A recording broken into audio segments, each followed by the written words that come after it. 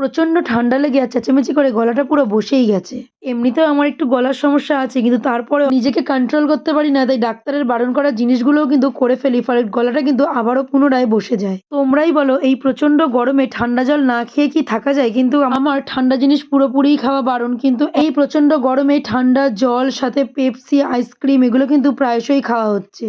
সাথে কুলফি, মটকা মালাই, গোলা এগুলো তো রয়েইছে। আসলে খাওয়া-দাওয়ার ক্ষেত্রে না আমি লজ্জাটাকে হারিয়ে ফেলি। কি আর করা যায়, নিজেকে কন্ট্রোল করতে পারি না।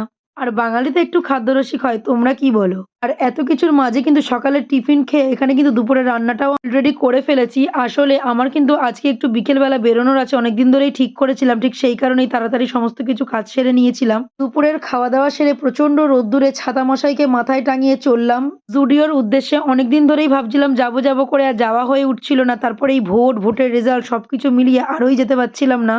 তবে সবকিছু চুকে-বুকে যাওয়ায় কিন্তু ফাইনালে গেছি। একটু ভিড়টা তুলনামূলক কম ছিল। কিন্তু কি বলতো কালেকশন না অতটাও খাস লাগেনি আমার এবারে। তবে মাঝে মাঝেই কিন্তু দারুণ কালেকশন থাকে, সেই উদ্দেশ্যেই যাওয়া। তবে সবসময় যে নিজের পছন্দ মতো কালেকশন পাওয়া যায় তা একদমই না। যেকোনো ক্ষেত্রেই হতে পারে। কারণ প্রত্যেকেরই পছন্দ আলাদা। যেটা হয়তো আমার পছন্দ সেটা হয়তো অন্য কারোর পছন্দ না, বা যেগুলো হয়তো অন্য কারোর পছন্দ সেটা আমার নয়। এরকম ভাবেই চলে আরকি। তবে আমার যা পছন্দ হয় আমার পছন্দের সাথে কারোর পছন্দই মেলে না। আমি একদমই ব্যতিক্রমী একটা মানুষ হয়তো। তাই জন্য আমি যখনই যেটা কিনে নিয়ে যাই কারোর পছন্দ হয় না। কিন্তু মানুষ যতই বলুক না কেন অন্যের পছন্দে পড়া উচিত। আমরা কিন্তু নিজের পছন্দ মতোই পড়ি। তোমরা কি করো অবশ্যই কমেন্টে জানিও। আর ওখানে টুকটাক কেনাকাটা শেষ করে বাইরে বেরিয়ে খেয়েছিলাম ঘুগনি আর ডিম সেদ্ধ।